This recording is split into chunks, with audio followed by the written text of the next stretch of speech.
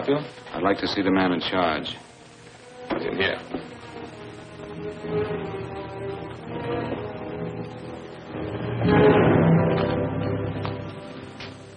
I want to report a murder.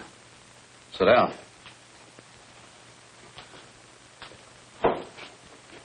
Where was this murder committed? San Francisco, last night. Who was murdered? I was.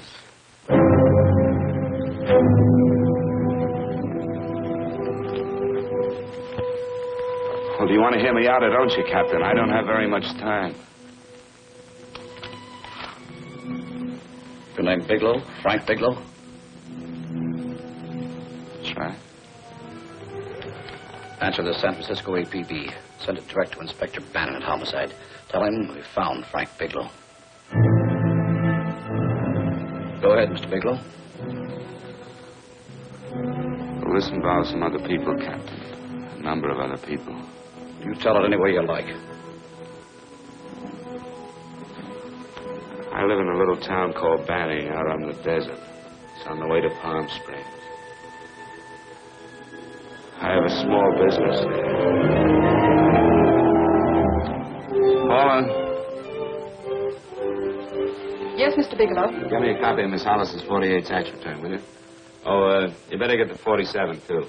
Yes, Mr. Bigelow. I don't think we took any depreciation on that new equipment last year. No, we didn't. I remember you said we could include it all this year. Sure we can. Hey, Frank. Yeah, well. Peterson says he wants a financial statement before he can give me my loan. Hello, Kitty. I will. Well, I'm leaving for San Francisco today, but I'll be back in about a week. I'll take care of it for you then. Sure is a scorcher, isn't it? Well, I've seen him worse. Well, have a nice time, Frank. Yeah, thanks, Will. Paula, why don't you come down to the place and let me give you another permanent? Makes your hair so much easier to manage in all this heat. I can't afford it right now. Maybe next month. Yeah, here it is. No, we didn't take it. Well, we can do it this year.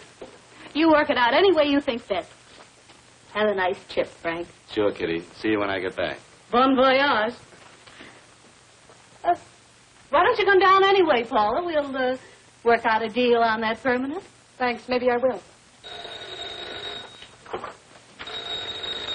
Hello? Oh, hello, Mr. Hawkins. Just a moment. Do you want him to send your ticket over? No, I'll pick it up myself. No, never mind. Mr. Bigelow will pick it up at the station. Bye.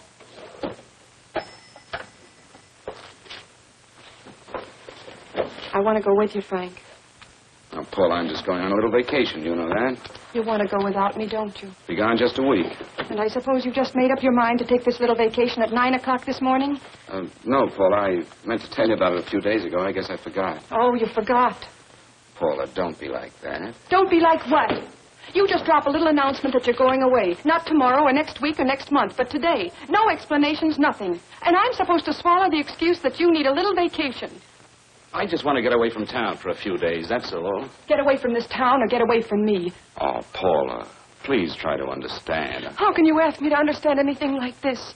No, I'm sorry, but I don't understand. Go to San Francisco, but don't expect me to be waiting for you when you get back.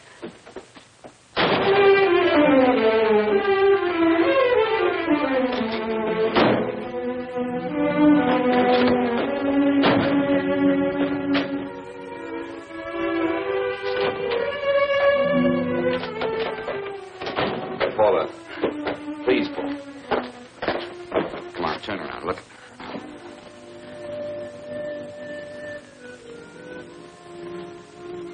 Come here. Why do you do this to me, Frank? Why can't you be honest with me? As honest as I am with you? Do you have to go? I have to go, Paula. I know what I'm doing. All right, go. Go anywhere you like. You can go to blazes for all I care. Paula. Paula. Yes, I know. I'm being foolish. Come here.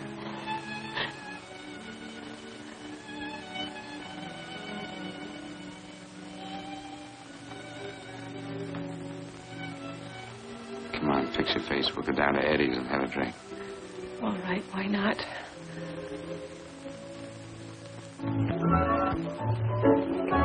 Hi, Paula. Hi, Eddie. Give us a couple of cold beers, will you? Coming up. Hi. Come on. Oh, what a relief. This air conditioning feels good. I sure wish we had it in the office. It'd make working a pleasure. Well, if it stays this hot, don't bother going in the rest of the week. I win 2 races today. How many did you lose? Now, you would have to ask that. Kind of early for you two, ain't it? Too hot to work. That's what I like to hear.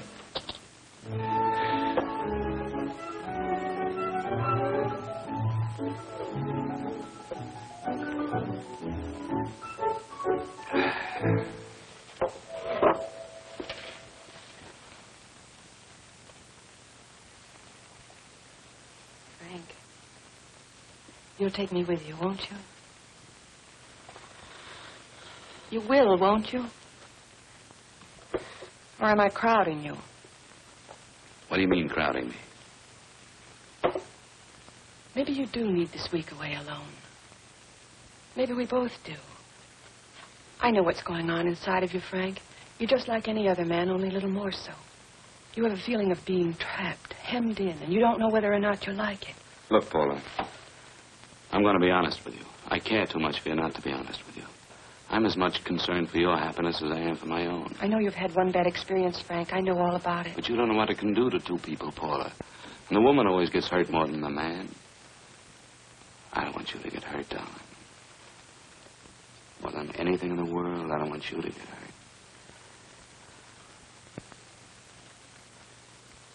Want to hear some music? All right, Frank. Got a couple of nickels, Eddie? Yeah. This won't bother you, will it? Next result doesn't come in for half an hour.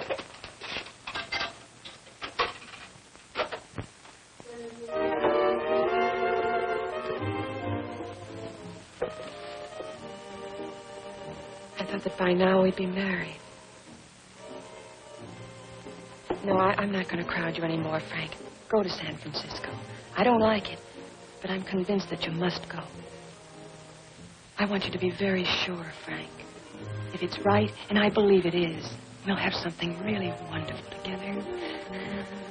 If it isn't, we should both know it as soon as possible. So you see, even if I could stop you, I wouldn't do it now.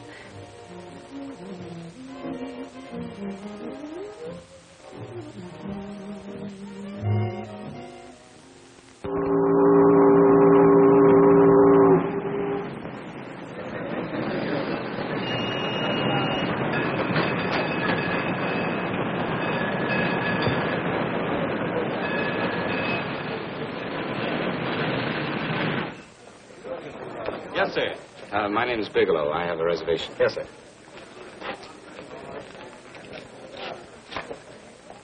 Here we are, sir. My name is Bigelow. I have a reservation. I have it, sir. It's a very nice room on the 6th floor, facing the bay. Boy, this might help you enjoy your stay, Mr. Bigelow. It's a little booklet on how to have fun in San Francisco. Oh, thank you. Very welcome, sir. Thank you. Say, is it always like this around here? No, this is market week, and it's the last day, too. Boy, always around until you need him. Oh, 517? Thank you. Here's a message for you, Mr. Bigelow. Long-distance call came in about an hour ago from Banning. From a Paula Gibson. Oh, thank you. Very welcome. Show Mr. Bigelow to 618. Right this way, Slide.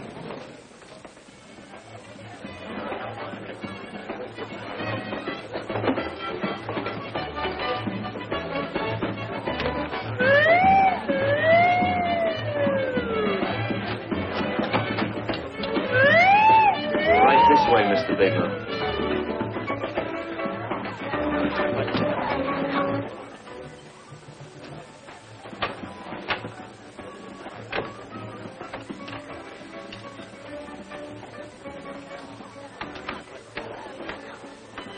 Is there anything else, Mr. Bigelow? Oh, yes. You can get me a dry Manhattan and a package of razor blades. Yes, sir. Thank you. Oh, and you can leave that door open. Hello, operator. I want to speak to Miss Paula Gibson in Banning, California. Yeah, that's right. No, I'll wait. Hello? Hello, Paula. Oh, hello, Frank. How was the trip? Fine, just fine. Having a miserable time, I hope. Well, I don't know. I just got in. Market week. The place is crawling with traveling salesmen. You know, Charlie Anderson found out that you went away and he asked me to go out with him. Oh, really? How did he make out? I'm considering it. Is that what you called to tell me? I'll have you know that this call is strictly business, Mr. Bigelow. Did a Mr. Phillips phone you? Eugene Phillips of Los Angeles. No. He will. He phoned the office 3 times today. Said that he wanted to get in touch with you immediately. He said it's most urgent and imperative that he reach you at once. What did he want? I don't know. But he sounded deep, dark, and mysterious and quite agitated about something. Phillips. Have we ever done any business with him? Not unless you've been keeping it a secret from me. I looked through all the accounts. Why didn't you tell him you could reach me here? You know I'm supposed to be on vacation. So you told me. And so I told him, dear heart. But the gentleman didn't seem to respect your temperamental moods the way I do. He was very insistent that he speak to you before it's too late, as he put it. Well, tell him you tried to get in touch with me and I've changed my plans and you can't reach me. He won't talk to me. I told him that I was your confidential secretary, but I guess I didn't sound confidential enough. So I told him that he could reach you there this evening. Well, call him back. If it's as important as he says it is, he'll talk to you. Otherwise, you'll just have to wait until I get home. Ma, aren't we adamant this evening? All right. Shall do. And Frank. Yeah? I don't quite know how to say this. Say what? Well, what I want to say is that there's nothing you can do that you ever have to feel guilty about. Oh. Sure. Thanks, Paula. I'll call you tomorrow. Right.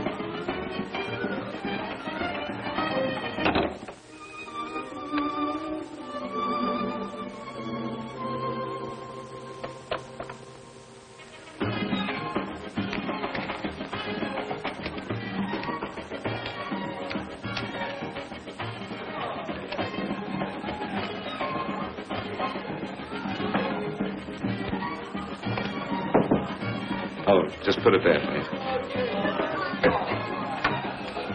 You can keep the change. Thanks very much. Say, how long has this been going on? Well, it's been a madhouse all week, but they check out tomorrow. Oh? I thought you were with them.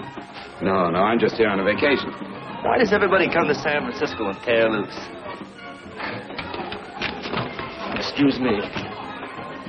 Say, I'm awfully sorry to bother you, but would you mind if I use your telephone? No, go right ahead. I'm just across the hall here. One of the boys is using my phone, and he's been on it for a half hour. I just want to call downstairs. Yeah, sure. Thank you. Room service, please. Hey, things really picked up the last few days, didn't they? You right up much business? Well, I'm not here on business. Oh, hello, room service? It's Mr. Haskell in 617. Yes, that's right. Would you send up 3 more bottles of bourbon and 2 scotch? Yes, that's right. Oh, and some more ice, too. Yeah. Oh, all right, thank you. You here all alone? Yes, I just got in town. Well, why don't you join us for a drink?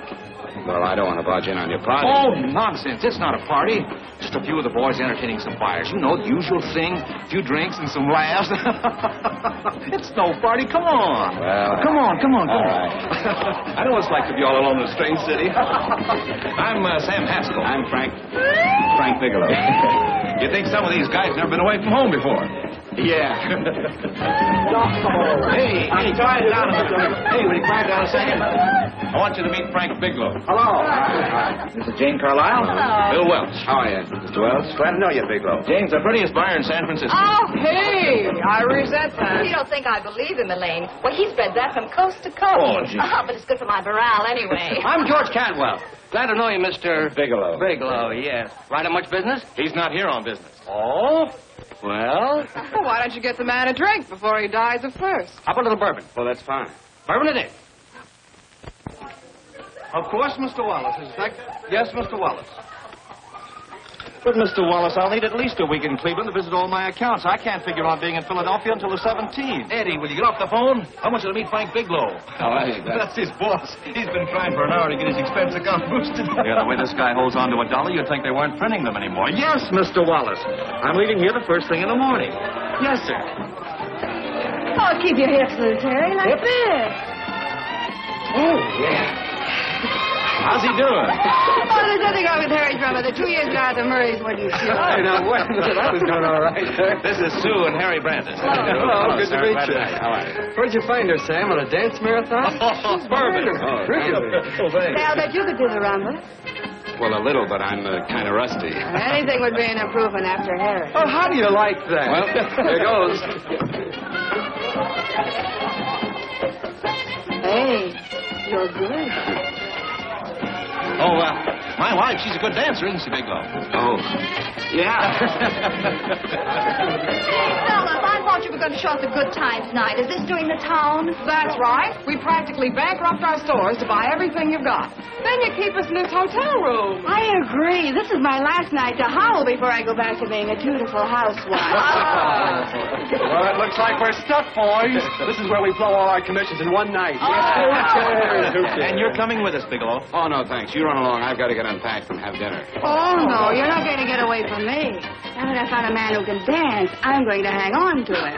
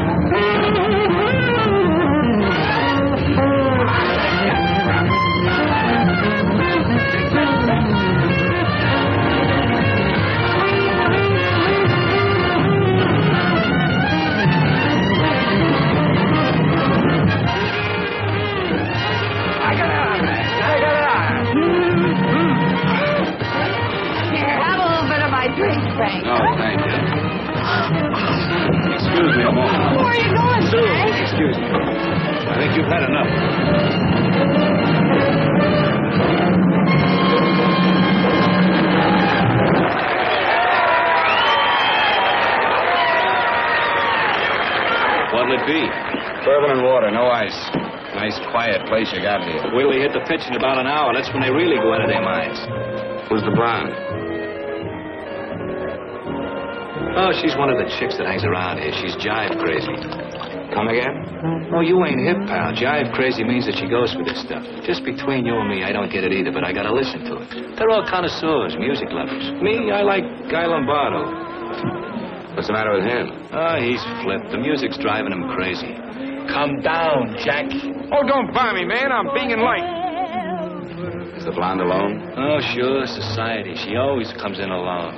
Drives a big convertible, wears a mink coat, but knows everybody. But she always comes in alone. Thank you. I wanted to kiss you. I tried to... Give me another blast, Leo. What's your story, Jeannie? Easy.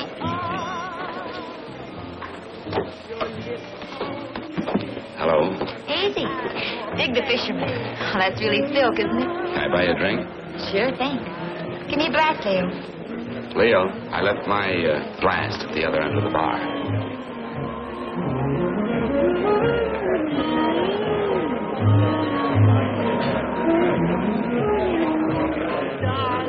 My name is Jeannie. What's yours? Frank? I've never seen you here before, Frank. Well, I've never been here before.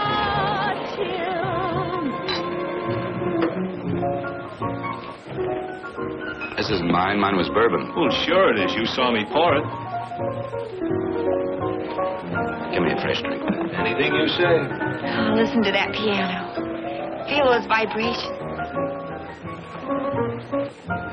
You don't get your kicks out of this, do you? I can live without it. Why do you stay here? I don't know. I bet I know. You're lonely in a big city.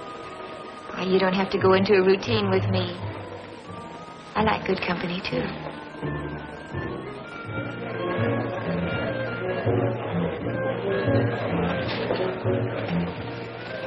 Say, there are some people there I want to avoid. Couldn't we get out of here? Let me think about it. Oh, come on. How about going somewhere else, then? Why don't you meet me later? Okay. Where? I tried to forget you, but you whispered, darling, I love. Call me at that number later. It's my next stop. They've got a band there that'll really send you. See you, Jeannie. Easy.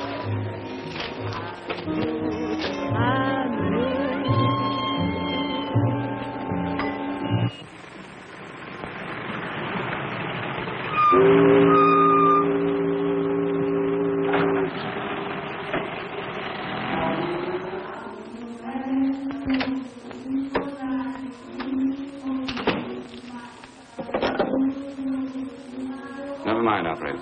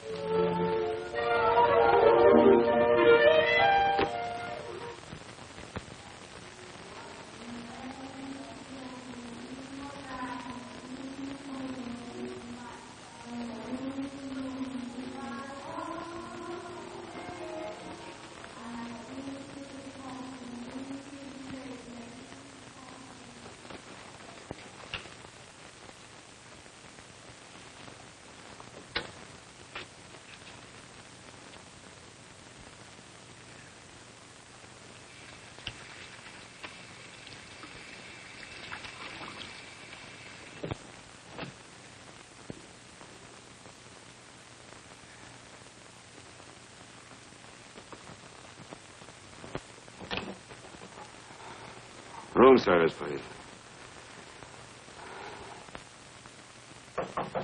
Come in.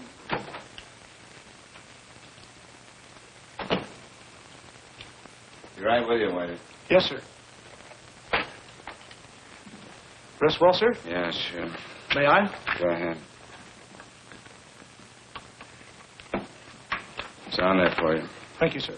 Would you like anything else? Oh, thank you. That's all. Waiter. Yes, sir. Take this away. Is there anything wrong, sir? No, just take it away. I don't even want to look at it. Are you all right, sir? Yeah, sure. All right, I just had too big a night, I guess, that's all. I need some fresh air. Of course. Thank you, sir.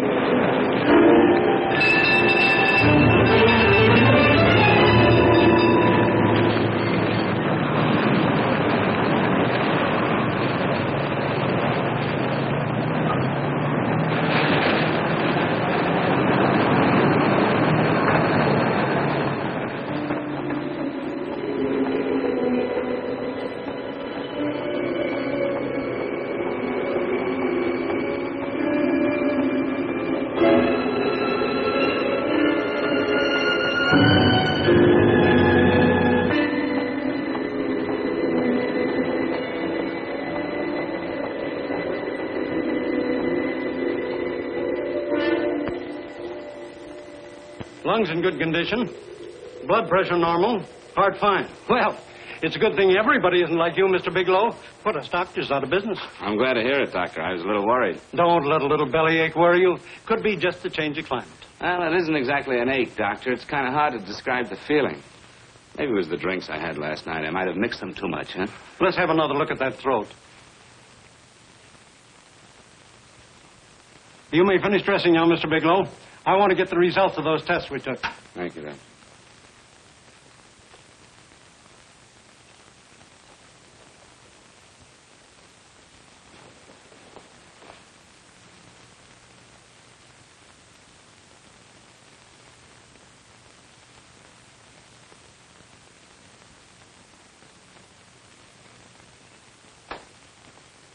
Mr. Bigelow, this is Dr. Schaefer. Hello, Doctor. How are you? Sit down, Mr. Bigelow.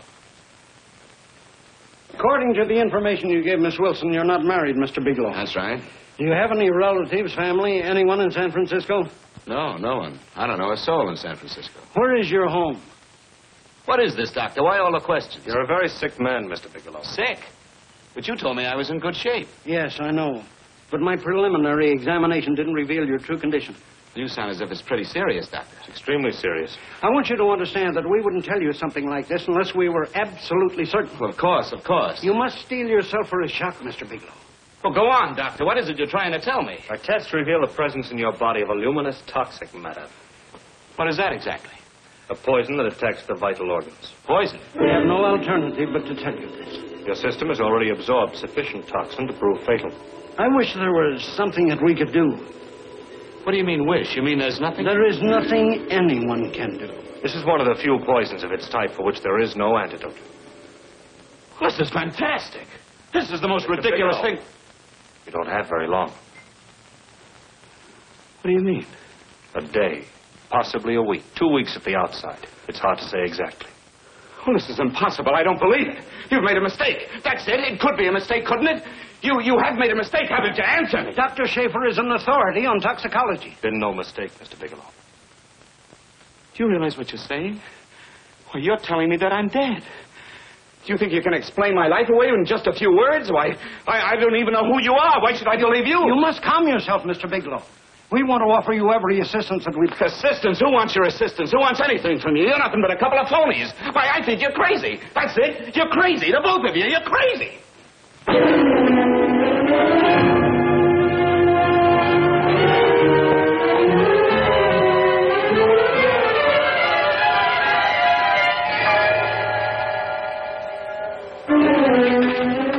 Where's the doctor? Come on, tell me. Where's... Get out of here. What's the trouble here? What's the matter with you? Doctor, I want you to examine me for luminous poison. Come right in here.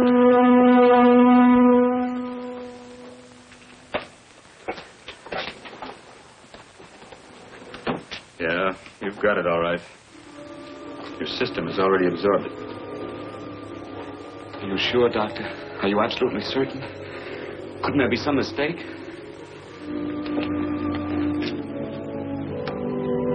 There it is. Toxin is actually luminous in the dark. Now there's no doubt about it, Bigelow. I don't feel sick. My stomach is just a little bit upset. Maybe it's not as bad as you think, Doctor. That's characteristic. With a heavy jolt, you go suddenly in a matter of hours. But if the stuff is taken in a lesser degree, you last a while, and then...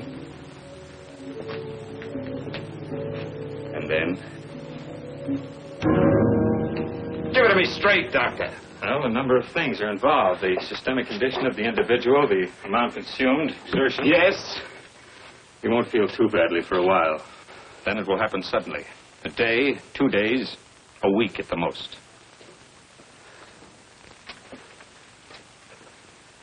A day? 2 days? There's nothing that can be done now. If it had been caught in time, your stomach could have been washed out. But you've had it in you for some time now. For at least 12 hours, haven't you, Bigelow? I don't know. You don't know? No. Don't you know how you got it? No. This is no accident. Somebody knew how to handle that stuff. That wax is tasteless, odorless. The amount of alcohol in your body, you must have got it in liquor. I was drinking last night. Arrange for your admission to the hospital immediately. Of course, I'll have to notify the police. This is a case for homicide. Homicide? I don't think you fully understand, Bigelow. You've been murdered.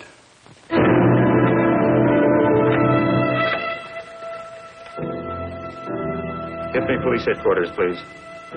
Homicide Bureau.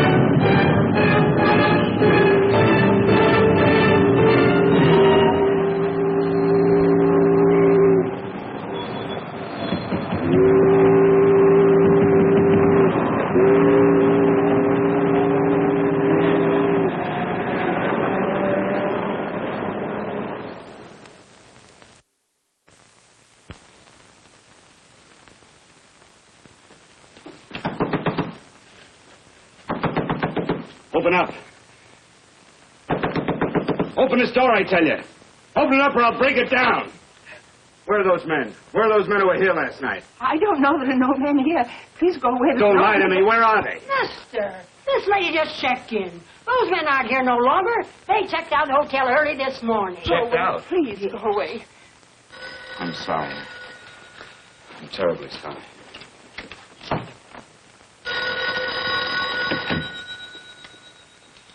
Hello? Please, Mr. Bigelow, my eardrums. Oh, hello, Paula. Your enthusiasm overwhelms me. Why haven't you phoned me, or is there a quota on telephone calls up there? I'm sorry. I've been busy. I'll bet you have. Visiting the museums, no doubt. What's happening up there that's exciting or different? Nothing, not a thing. I'll bet you miss me, but you're too stubborn to admit it. Sure. You know, if you'd like me to come up, I could pack a toothbrush and leave right away. No. Well, you don't have to snap my head off. You could at least make pretense of missing me. I'm sorry, Paula. Of course I miss you. Listen, Paula,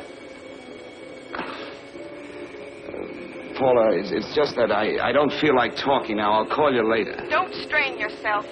You phone me sometime when you feel more like talking. Oh, by the way, I called that Mr. Phillips back. Phillips? Yes, you know, the man that tried to reach you. Well, I'm afraid you'll never know why it was so important that he speak to you. His office said he died yesterday. Frank, are you there? Did you hear me? Die? When? Yesterday. So you won't have to bother your little head about him anymore. You can just go ahead and have fun. Paula, what did he die from? Do you know? I suppose he died from whatever people usually die from. Well, didn't they tell you? Don't you know? What are you getting so excited about? You said you didn't even know the man. Listen, where's his office located? What difference does it make? You can't talk to him now. I told you the man's dead. Paula, will you stop talking so much and tell me where his office is? All right. It's the Phillips Importing and Exporting Company, Bradbury Building, Los Angeles. Bradbury Building, Los Angeles. That's right. Say, this is really a switch. Listen, if you want to reach me, I'll be in Los Angeles. Are you out of your mind? I'm sorry, Paula. I've got to hurry. Wait a minute. Where in Los Angeles? The Allison Hotel. Goodbye, Paula.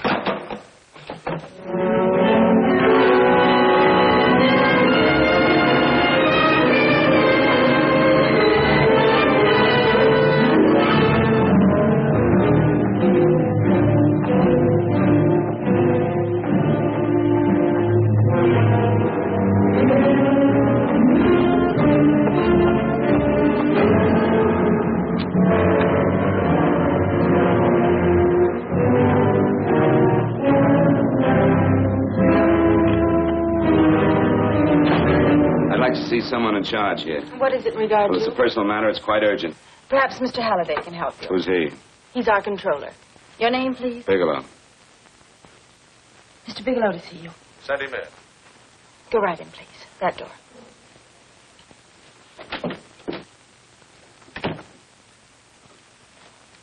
Mr. Bigelow? How are you, Mr. Halliday? What can I do for you? Well, Mr. Phillips phoned my office several times yesterday. I'd like to find out what it's all about. You know Mr. Phillips died yesterday? Yes, I know. Well, I don't understand. If he phoned you, didn't he tell you what it was about? Well, he didn't speak to me. I wasn't in my office at the time, and he wouldn't tell my secretary. Well, I'm afraid I can't be of much help, Mr. Bigelow. I've no idea why Mr. Phillips tried to reach you. I'm sorry you had to make the trip for nothing. How do you know I made a trip? I didn't say anything about making a trip. I merely said he phoned my office. My office could be here in Los Angeles. Miss Foster. Yes? Didn't you mention something yesterday about Mr. Phillips speaking with Mr. Bigelow in San Francisco? I said that he had phoned Mr. Bigelow's office in Banning, but that Mr. Bigelow was staying at the St. Francis Hotel in San Francisco. I'm sorry you misunderstood me. Do you know why Mr. Phillips called? No, I don't. All right, thank you, Miss Foster. You can understand that we've been somewhat upset around here. Now, if you don't mind...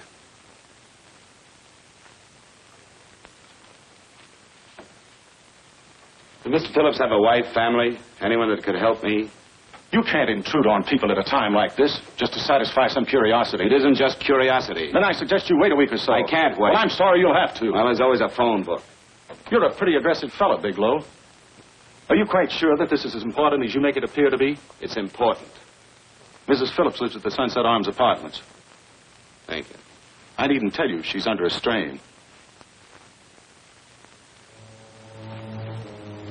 I suppose you're capable of using a little more tact with her than you demonstrated with me. I think I can handle it. By the way, what was the cause of Mr. Phillips' death? Suicide. He leaped from the balcony of his apartment.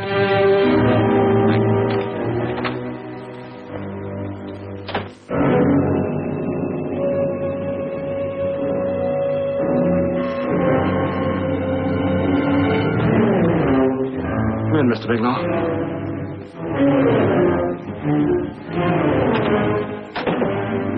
I'm Stanley Phillips, Eugene's brother. Halliday phoned that you were coming.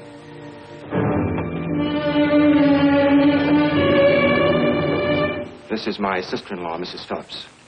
I'll try to make this as brief as possible, Mrs. Phillips. I'm afraid I can't be of any help to you, Mr. Bigelow. I haven't the slightest idea why my husband wanted to speak to you. Well, I guess Halliday covered just about everything. Did your husband ever mention anything about me, Mrs. Phillips? Anything at all? No. I can't recall Eugene ever having mentioned your name.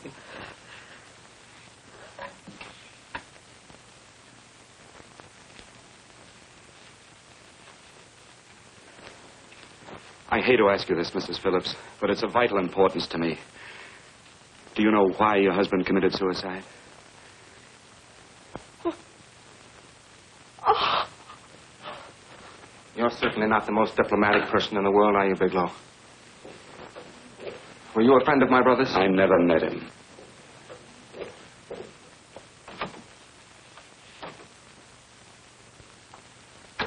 My brother was in a jam, a pretty bad jam. He was arrested 2 days ago. He sold some iridium to a dealer by the name of Majak. It's a very rare metal, very costly. Anyway, the iridium turned out to be stolen. He was released on bail yesterday, but he faced a pretty stiff prison term. Men have committed suicide for less. Yes, I know. That's how the police feel about it. What puzzles me, though, is this crooked deal. Knowing Eugene, you wouldn't say he's the type of man to be mixed up in anything like that, now would you? I told you I never met him. That's right, so you did. Now, what's this all got to do with you, Bigelow? I don't know. Let's come clean with each other, Bigelow. Surely you must have some idea why my brother was so desperate to contact you. I have no idea. That's odd. Then how could it be of such vital importance to you? Well, you seem to know the answer to everything else. Maybe you know the answer to that one, too.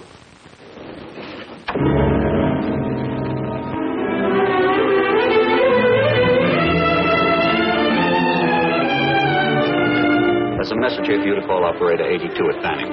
Oh, thank you. Show Mr. Bigelow to room 821. Say, would you have the operator put this call through to my room right away? I'll take it up there. Thank you. Hello, operator. Yeah, I'll call you if I need anything. Thank you, sir. Hello, Paula? Well, Sinbad, I'd just about given you up for lost. Do you mind telling me just why you rushed down to Los Angeles? I can't explain it to you just now, Paula. I just can't explain it. What's going on, Frank? You don't even sound like yourself. Well, I'm just a little tired, Paula, that's all. But I miss you. Oh, Frank. I can't tell you how good it is to hear you say that. And here I was worrying that I'd lost my charm. When are you coming home, Frank? Soon, Paula. I'll be home soon. I'll go right out and get myself a permanent so I'll be pretty when you see me. Hey, guess what? I found that Phillips name in your notarial ledger. Notarial ledger? Yes, of all places. I remember now I made the entry myself. You had notarized a paper one morning before I came to work. What kind of paper was it? A bill of sale for a George Reynolds made out to Eugene Phillips of Los Angeles. So you see, I was right. We hadn't done any business with Phillips, only indirectly. What was the bill of sale for? A shipment of iridium, whatever that is. Iridium. You mentioned at the time that this fellow Reynolds had made some kind of a deal in Palm Springs, and he stopped in your office early in the morning on his way north to have it notarized. Wait a minute. Wait a minute, George Reynolds. That was about 6 months ago, wasn't it? That's right, 6 months ago. Thanks, Paul. Oh, goodbye. Goodbye. Hello, operator. Get that number back for me.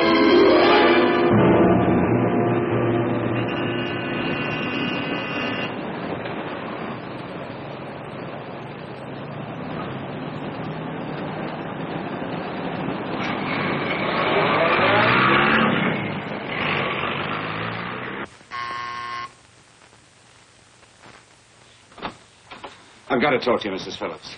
Please, go away. I want to be left alone. But I found out why your husband wanted to see me. It was in connection with a bill of sale. Come in. Thank you. What do you know about a man named George Reynolds? George Reynolds? Yes. Why, that's the man my husband claimed sold him the iridium. And what did Reynolds claim? Reynolds disappeared. Yes? About 2 months ago, my husband grew suspicious that something was wrong. Since then, he tried in every way to locate Reynolds, but could find no trace of him. But I don't get it. Your husband could have proved he made a legitimate deal by showing the bill of sale he got from Reynolds. Then there was a bill of sale? Yes, of course there was. My husband swore there was, but at the time of his arrest, he couldn't find it. It was mysteriously missing.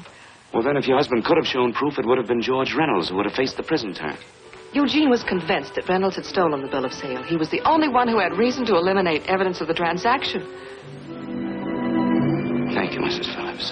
Thank you very much. You've been very helpful. Oh, if you'd only come sooner, Mr. Bigelow. My husband might be alive today. I know.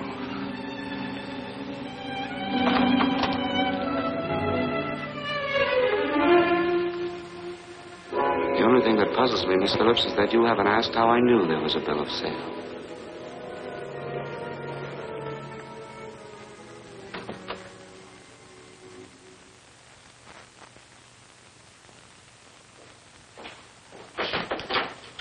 Mr. Holliday isn't in. He should be back shortly. I think you're the one who can help me, Miss Foster. Mr. Phillips tried to reach someone else before he called me yesterday, didn't he? Why don't you ask Mr. Holliday? Obviously, Mr. Holliday wasn't here yesterday, or he wouldn't have had to learn from you that Phillips called me. And you're the logical person to know who else Phillips called. I don't believe that's any of your business, Mr. Bigelow. Don't think you're revealing anything confidential, Miss Foster. I know that he tried to reach somebody else. Mrs. Phillips told me. You're bluffing, Mr. Bigelow. I don't know what you're after, but you're trying to trick me. Mrs. Phillips didn't tell you a thing. How do you know that? Mrs. Phillips knows nothing about it. She doesn't. Well, why wouldn't she? Wait a minute. I was talking about George Reynolds. Who did you think I meant? Just who is it that Mrs. Phillips doesn't know I about? told you before, that's none of your business. All right, young lady, I'm going to give it to you straight. Phillips was murdered. Murdered? I don't believe you. He told me because he needed me to clear him. Phillips was innocent. Innocent men don't have to jump out of windows. Murdered? Just who are you trying to protect, Miss Foster? Why are you so afraid to tell the truth? I'm not protecting anybody. I haven't any more to say. All right, young lady, listen to me. This thing is going to explode wide open. If you've got nothing to hide, you better start talking. Or maybe you are mixed up. No! Well, then, come on. Mr. Phillips called Marla Rakubian. He went to see her yesterday morning. Who's Marla Rakubian? She's a model. She and Mr. Phillips used to be quite friendly, but he hadn't been seeing her for quite some time. Come on. The last couple of months he'd been trying to locate her and finally learned where she lived yesterday morning.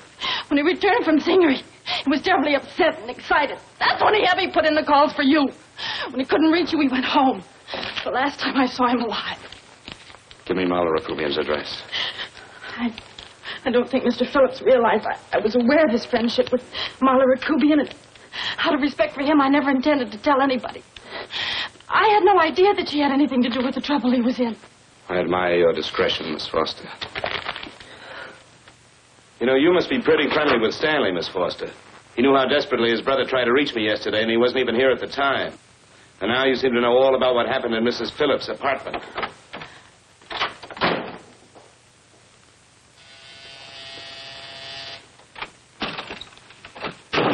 Miss Rakubian? Yes? What do you want? Get out of here or I'll call the Go police. ahead, call him. Oh, go ahead, call him. Going on a trip, huh? Yes, going away for the weekend. Sailing for Buenos Aires tomorrow, some weekend. I'll send you a postcard. Now get out of here. Who are you going with, George Reynolds? Never heard of him. I suppose you've never heard of Eugene Phillips either. Just who are you? What do you want? Never mind who I am. Where's Reynolds? I told you I don't know him. Now will you get out of here and leave me alone?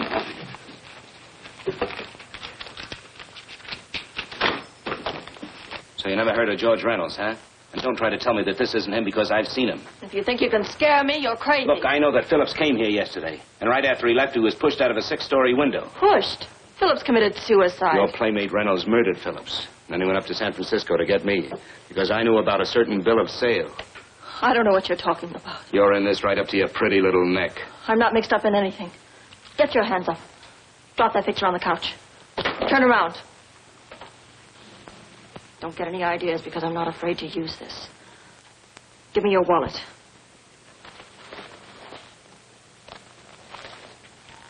Frank Bigelow, Hotel Alex. All right, now where's Reynolds? I don't know. I don't know where he is. Is that what you told Phillips yesterday? I told him exactly what I'm telling you. I haven't heard from him in months. Yeah? You're mighty careful of the picture of a man you haven't heard from in months. What does the Ray stand for? It was a pet name. Do you mind? Oh, it sounds very cozy, Miss Rakubian. You and Reynolds call each other pet names while you make a supper out of Phillips. Phillips made the deal because he wanted it. Yeah? I'll bet you weren't above using what it takes to help make him want it. Who's paying for this trip?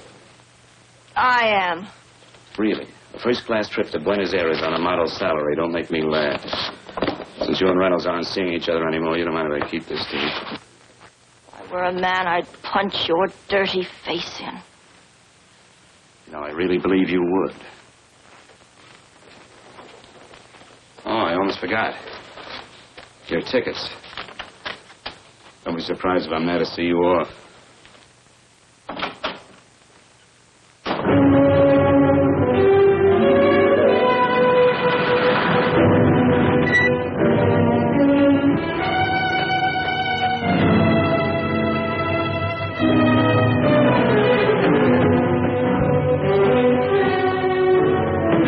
Angelo. Angelo! Oh, Angelo. Do you remember taking this picture of George Reynolds? I take so many pictures, I can't remember them all. This gentleman is a friend of his and would like his address. We have no card on him. I don't think we ought to do that. He's willing to pay $20 for it. That's the paper we used last year. Of course, you understand we usually don't give out the information about our clients. I know. You're a couple of high-class fellas. Thank you. Revealing anything confidential is against the ethics of our establishment. That's right. Honesty is the best policy. Of course. But in your case, inasmuch as you're a personal friend of Mr. Reynolds... Thanks. I knew you'd come through. Got it. Here it is. We don't have his address. He must have called for the picture. But he couldn't have been a very good friend of yours, mister. Because his name is not George Reynolds. It isn't. Well, what is it? It's... Huh? Oh. Yes. It's Raymond Rakubian. Rakubian? What's so unusual about that? The picture's signed Ray, isn't it? Yeah.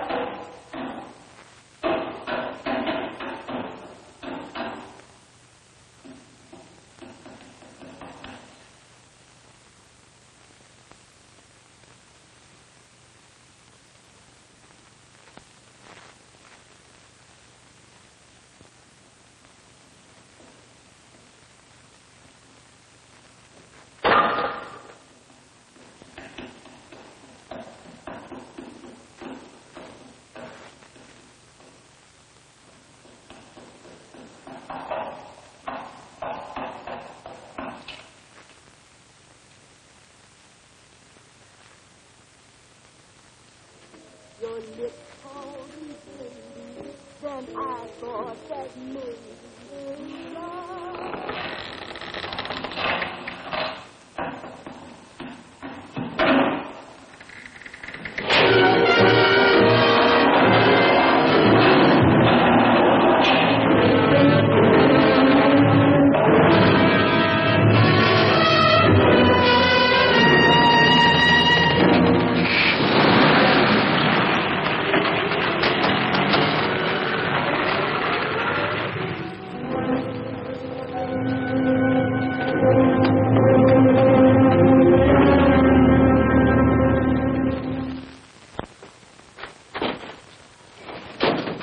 Bigelow, are you all right?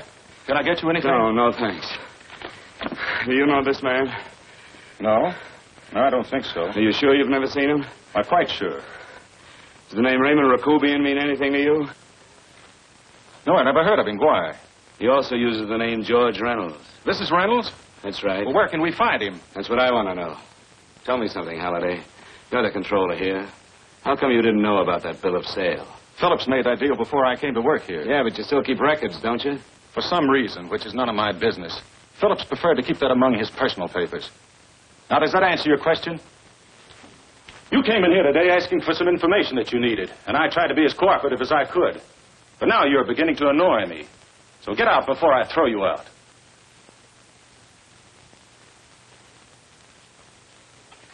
You know, you really frighten me.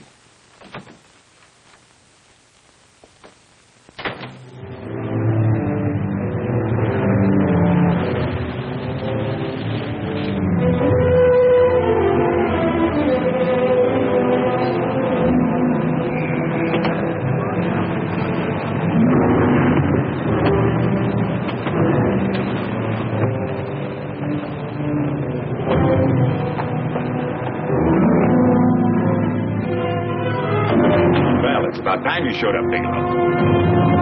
Go ahead, Dave.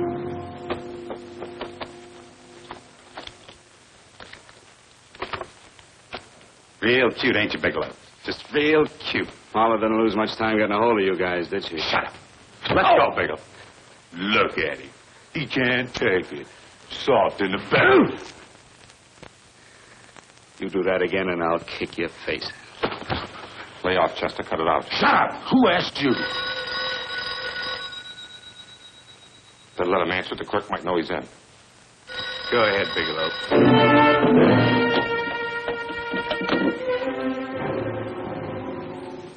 Hello? Frank. Frank, why did you hang up on me? I've been trying to get you for hours. I'm sorry, Paula. I was in a hurry. Well, don't be in such a hurry this time. You didn't give me a chance to finish what I had to say. Say. I wanted to tell you that McGowan was in hollering his head off because you didn't go over the books. Tell McGowan to get another auditor. Sure. Sure, I'll just do that little thing and use the best paying account we've got. Do as I tell you, Paula. Frank, are you drunk? Paula, how much we got in the bank? About $2,200. Draw it out tomorrow. Sure. Then what do? Skip town without paying our bills? Forget the bills. You know that coat you always wanted? Buy it. You are drunk. You know, if I didn't have such a good character, I'd be tempted to take advantage of your intoxicated state, Mr. Bigelow. I'm not drunk, Paula. Well, then don't tell me that one day away from me can affect you this way. Cut it short.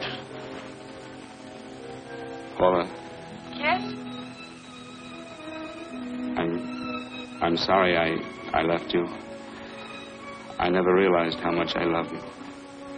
But I know it now. Oh, Frank, darling, I love you too so very much. Please come home. I miss you terribly. I said cut it short. I'd just love to let you have it, Bigelow. Let's go, Chester. This guy's kept us waiting long enough now. Walk in front of me, Bigelow. And keep your mouth shut. If you so much as look cross-eyed at anybody, I'll blow the back of your skull out.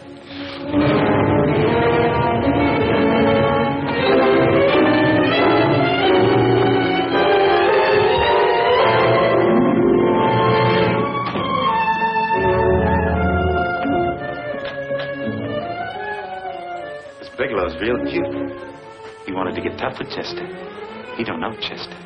Did you get the picture? Don't I always get what Mr. Majak sends me after? Majak? That's right. I'm the dealer who bought the iridium from Phillips. I get it. You have Rakubian unload stolen stuff on Phillips with the help of Marla here, and then you buy it back from him. Oh, you certainly made a sucker out of Phillips. What is it, Mr. Bigelow? Exactly what is on your mind? I'm looking for Raymond Rakubian. What? Well, now, Marla here has told you everything else. I'm sure she must have told you that, too. You don't expect me to believe this conversation. So, what is on your mind? I mean, underneath. You forced your way into my affairs, and now I want to know why. I just told you. I'm looking for Raymond Rakubian. Don't get cute. I'm just itching to work you over. Soft in the belly. Can't take it. See what I tell you?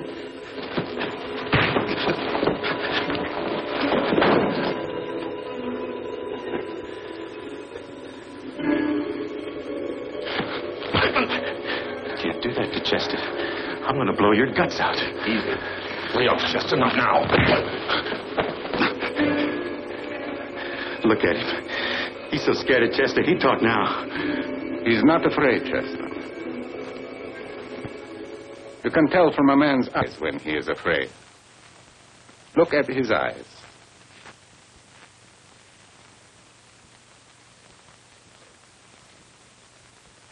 Oh!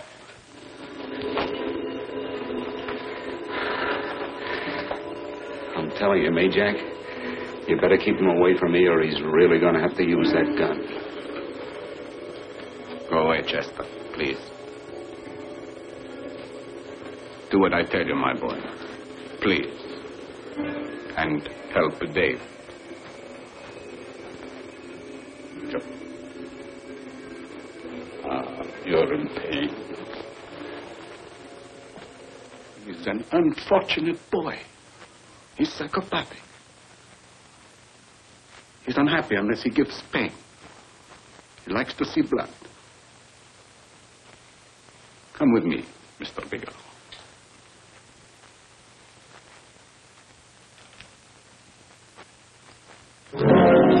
Raymond Rakubian was my nephew. He could not possibly have tried to kill you. He's been dead 5 months.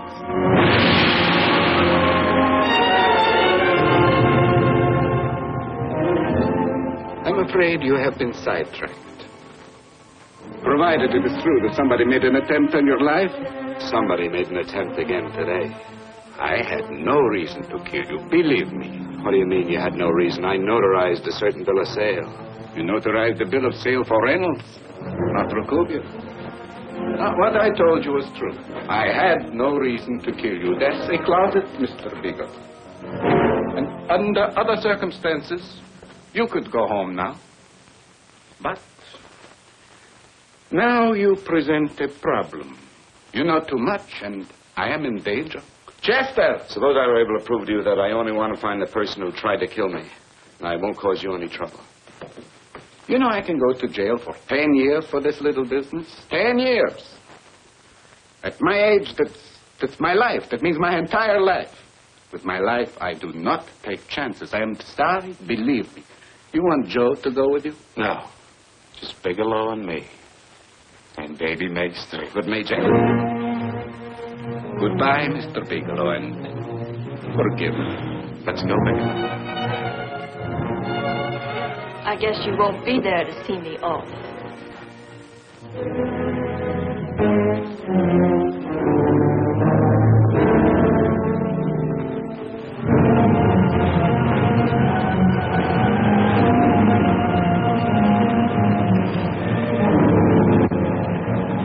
You tried to make a boob out of me in front of Major. You shouldn't have done that, Bigelow. I don't like that. I'm going to enjoy this, Bigelow. I've done jobs like this before. I knocked off guys I could like. But I don't like you, Bigelow. I never liked that puss of yours from the minute I seen it. Yeah. I'm going to enjoy this.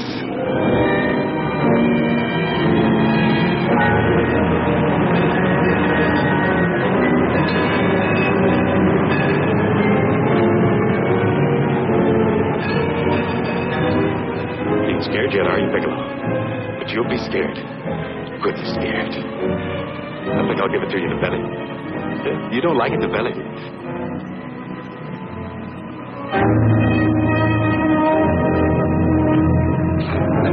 Good. Try. I'd just love you to try it, Bigelow. Why don't you try? Go ahead.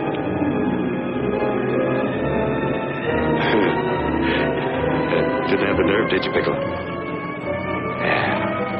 I think I'll give it to you right in the belly.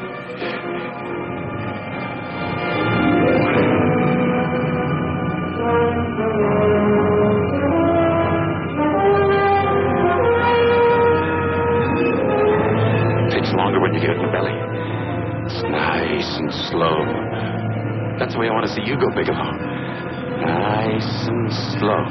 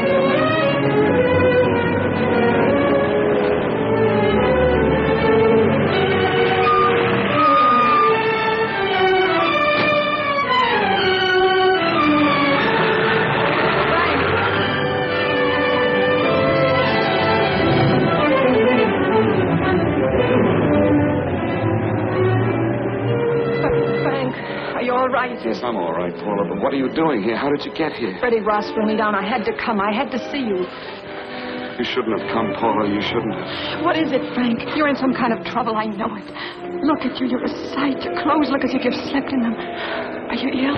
You are. You're feverish. I'm all right, Paula, and I'm not in any trouble, believe me. You're lying, Frank. Right after I spoke to you, I got a phone call from the San Francisco police.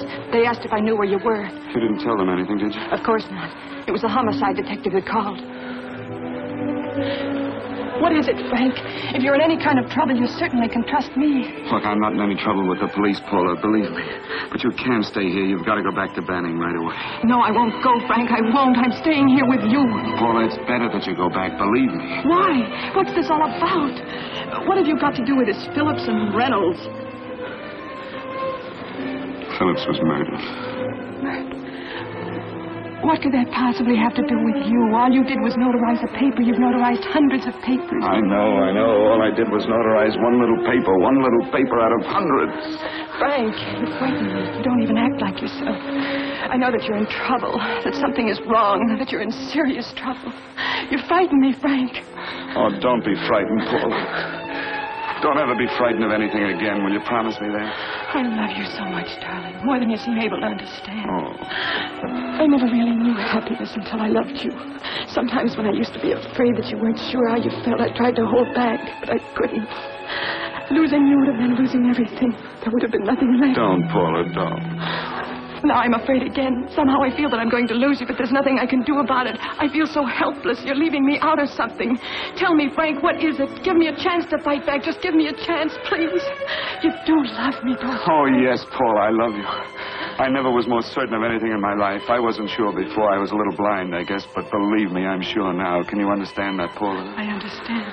A man can be like that, Paula. Something has to happen. It can be a big thing or a little thing, but it can make him realize how much someone means to him, how much he really loves him. Oh, and I love you, Paula. More than I ever thought it possible to love anyone in the world, I love you. Then why won't you tell me about this trouble you're in? Why won't you try to let me help you?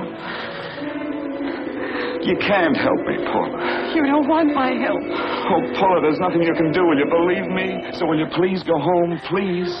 No, Frank. I won't go. I know you're in trouble. I can't leave you like this. All right, Paula, look, wait for me in the lobby of the hotel, and I'll be back to you soon, I promise. You promise? You're yes, sure? Paula, I promise. Is that a new outfit? Yes. Oh, that's beautiful.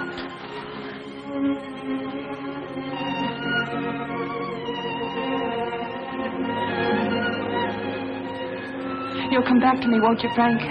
Yes, Paula, I'll come back, I promise. Please hurry, darling. Oh, I love you. I love you, Paula.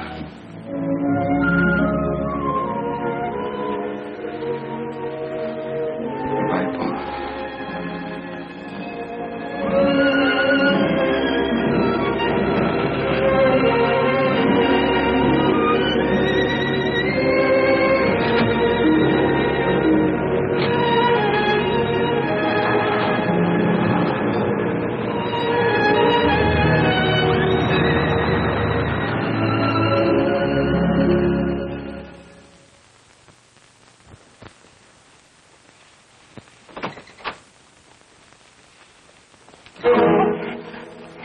Stanley here? You sure? All right, get in there. Now get Stanley on the phone. Tell him to come over here right away. Use any excuse you want. What are you going to do? What was Stanley going to do when he used me for a clay pigeon today? I don't know what you're talking about. Don't act innocent with me. I felt it at once. I don't know what you mean. I told you everything you wanted to know this morning. Yeah, you told me just enough so I'd get sidetracked and wouldn't know that Stanley was the one I was after. Stanley? Oh, no. You and Stanley have been together on this from the start. Now, come on, get on that phone and call him. Don't let him know I'm here. Bigelow.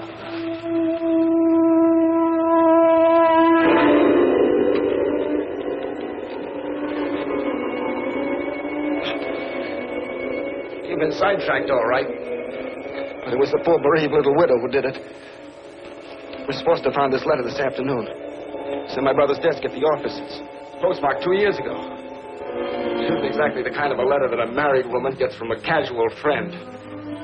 I'm sure my brother wasn't aware that they were so well acquainted when he hired Halliday. What's the matter with him? He hasn't felt right since dinner. Where did he have dinner? At Mrs. Phillips' apartment. Halliday was there, too, and Stanley confronted them with that letter. Did you have anything to drink? Yes, why? How long ago? Half an hour ago, just before I came here. Miss Foster, get on the phone, call the emergency hospital. Have them get an ambulance over here right away. What? Tell them to prepare a stomach wash for luminous poisoning. Luminous poisoning? Go on, do what I tell you. You may still have a chance to save his life. Go on.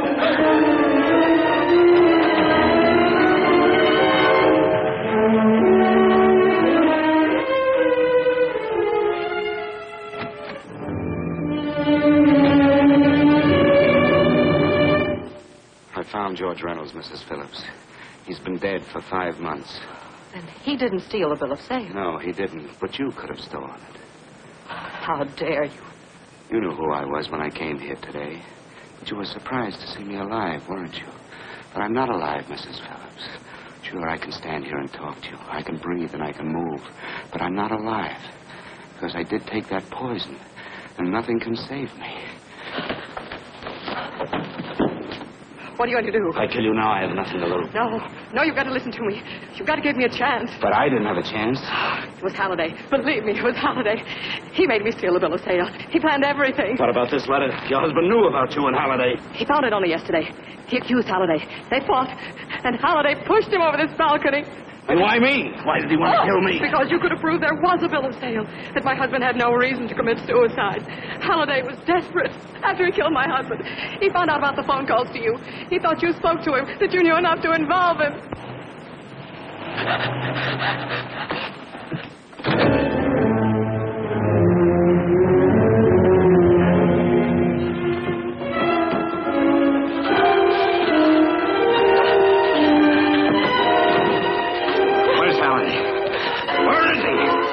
He's in the office. This time you don't warn him.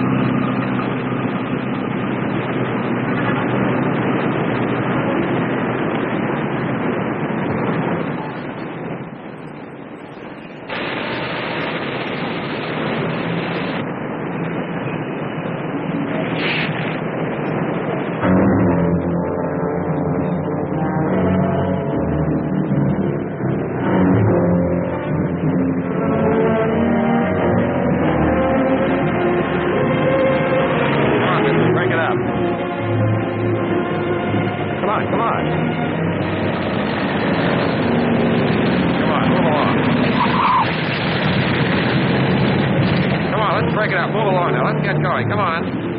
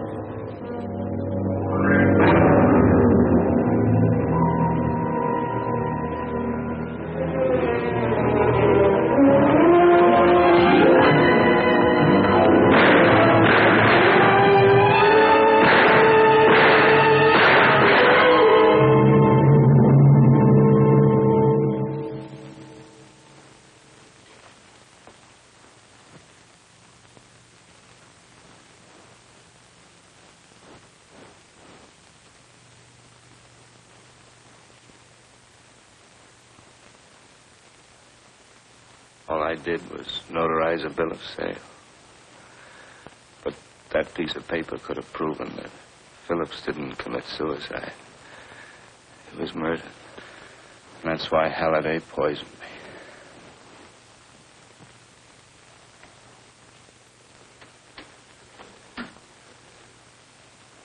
Would you?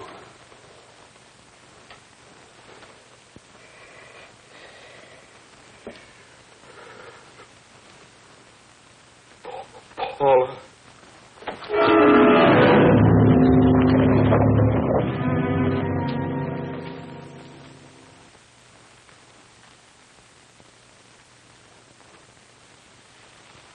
Call the morgue.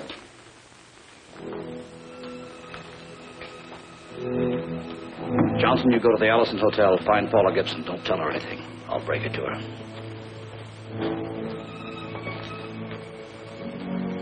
How shall I make out the report on him, Captain? Better make it dead on arrival.